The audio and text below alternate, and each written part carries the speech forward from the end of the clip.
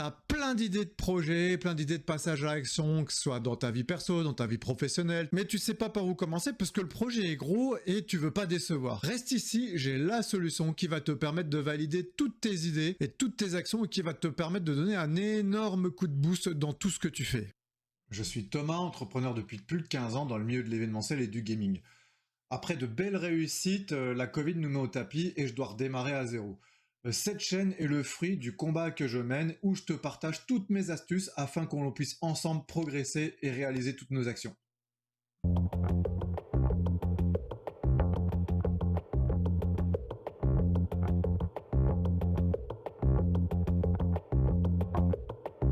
Aujourd'hui, je vais te parler du Quick and Dirty. Alors, le Quick and Dirty, c'est quoi ? C'est une technique qui, si tu l'appliques, tu verras que tu vas obtenir un sacré coup de boost dans tes projets.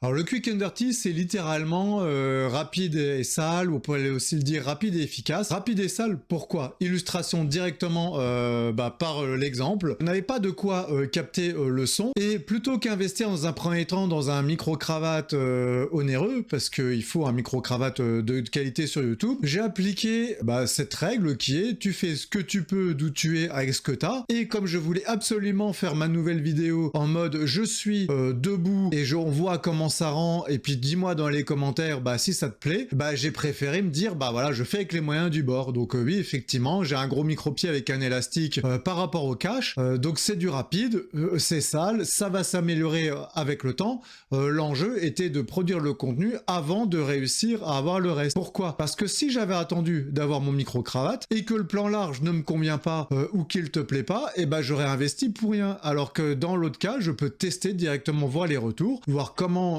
est-ce que je suis à l'aise avec l'exercice, est-ce que c'est mieux de me voir debout ou en face cam, et de tester tout un tas de choses. Le Quick and Dirty, c'est vraiment magique parce que ça va te permettre de booster tout, et honnêtement, tu peux l'appliquer dans des tas de choses. Tu peux déjà avoir un retour, alors ce que j'aime bien dire le retour utilisateur, parce que je pense entrepreneur et j'ai toujours vocation à obtenir des retours, des feedbacks. D'ailleurs, tu dois toujours avoir le plus vite possible des retours, qu'ils soient positifs ou négatifs. Si tu fais quelque chose et tu obtiens des feedbacks neutres, ça n'intéresse personne, donc arrête ce que tu fais. Vaut mieux avoir sans insulte que pas de commentaires du tout. Pourquoi ? Parce que si tu fais quelque chose et que les gens t'insultent, c'est que probablement tu as créé une frustration parce qu'ils attendaient une solution à leurs attentes et cette solution n'a pas été comblée. Le Quick and Dirty, ça peut s'appliquer personnellement. Par exemple, au niveau du sport, donc avant de me lancer dans la course à pied, ça fait 14 ans maintenant, je savais pas si j'aimais courir, donc j'ai pris les premières baskets que j'avais à la maison, c'était des vieilles baskets pour sortir. J'avais pas de tenue d'équipement. Alors aujourd'hui, le monde du running et du trail,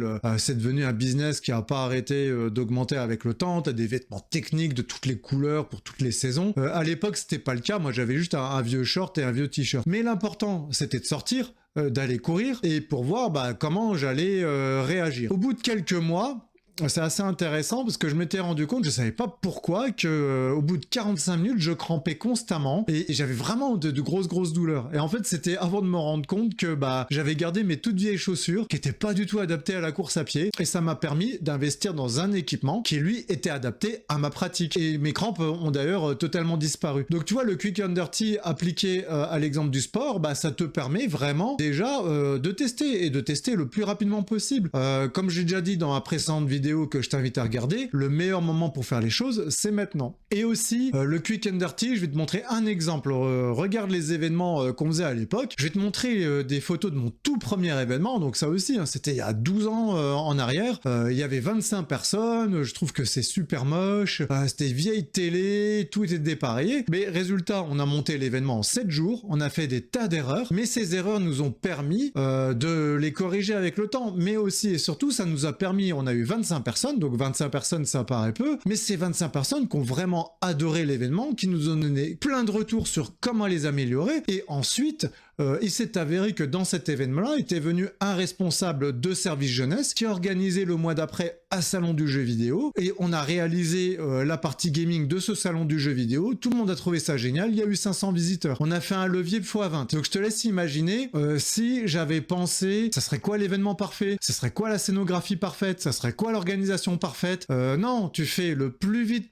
possible, et encore ça à l'esprit, tu fais ce que tu peux, d'où tu es avec ce que tu as. L'important, c'est de faire. En faisant, tu vas pouvoir faire toutes les erreurs possibles et imaginables qui vont te permettre de progresser. Parce qu'en fait, tu peux penser un projet ou une action dans tous les sens, non seulement tu vas oublier des choses, tu vas te rendre compte que c'est pas adapté, et puis ça se trouve, les gens n'auront peut-être strictement rien à faire de ce que tu fais. Tu vois, je donne un exemple, je l'ai appris aussi dans la douleur. Avec un ami, on avait une idée de créer une plateforme de mise en relation de joueurs. C'était un Airbnb du gaming. On fait l'étude du marché, les gens adorent, on a eu des milliers de réponses au questionnaire, on s'est dit, voilà, on crée la plateforme, on l'a créée pendant 1 an, on la lance. Qu'est-ce qui s'est passé? Rien. C'était flat total, le calme plat. Les gens n'en avaient rien à faire. Et en fait, du coup, j'ai compris 2 choses en analysant. 1, les gens ne font pas ce qu'ils disent. Ça, c'est la dure réalité. Et 2, on répond à aucun besoin, ils n'en avaient rien à faire. Et d'ailleurs, il y a tous les autres projets de start-up par la suite qui ont créé des plateformes de mise en relation de joueurs pour se réunir les uns chez les autres, un peu façon Airbnb du gaming. Ça a rien donné.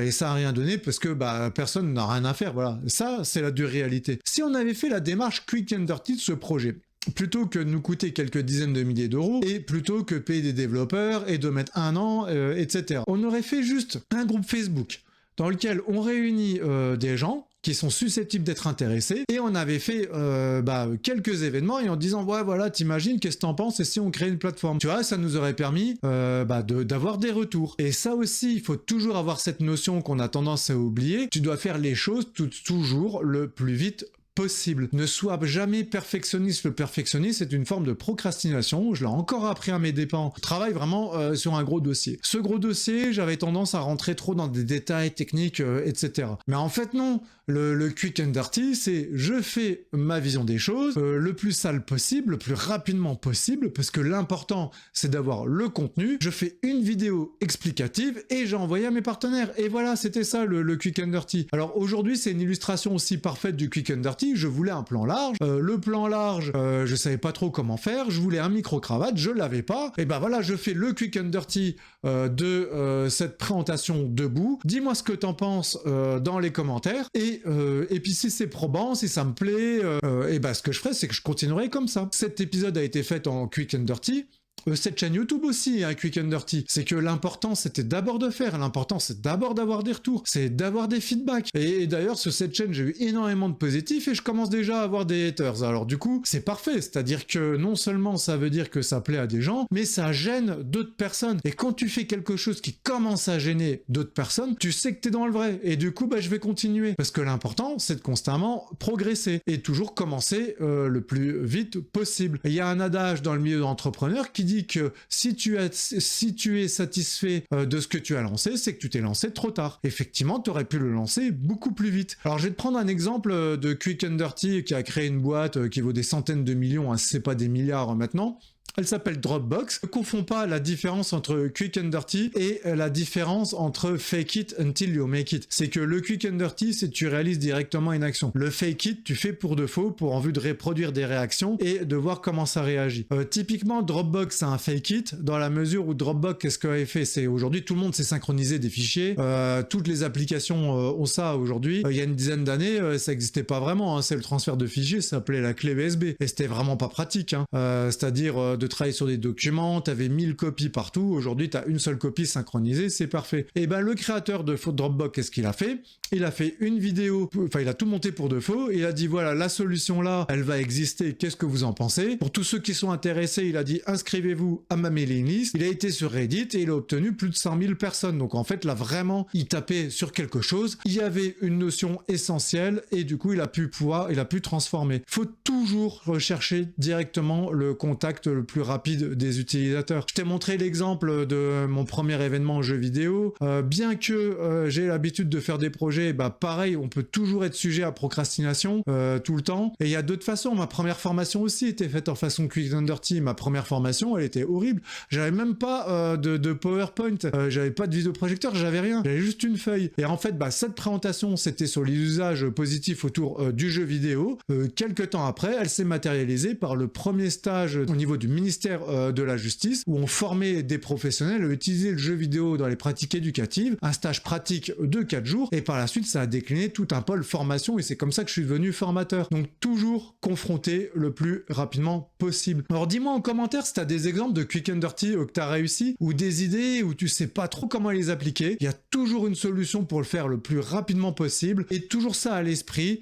Fais quelque chose de rapide au vu d'avoir des retours. Il faut que les gens, soit ils te fassent des critiques négatives, soit des critiques constructives. Parce que si tu n'obtiens rien, là tu sais que ça marchera pas. Et tu te mens à toi-même. J'ai vu trop d'entrepreneurs se mentir à eux-mêmes parce qu'ils étaient tellement convaincus que leur projet allait réussir. Mais chaque fois que tu fais quelque chose, tu as 0 utilisateur, ça n'intéresse personne. Je prends les exemples de tournois de jeux vidéo. On n'avait pas de plateforme d'organisation de tournois, on savait pas trop comment faire. On faisait même pas sur Excel. Papier crayon, ça suffit. L'objectif, c'est produire le tournoi.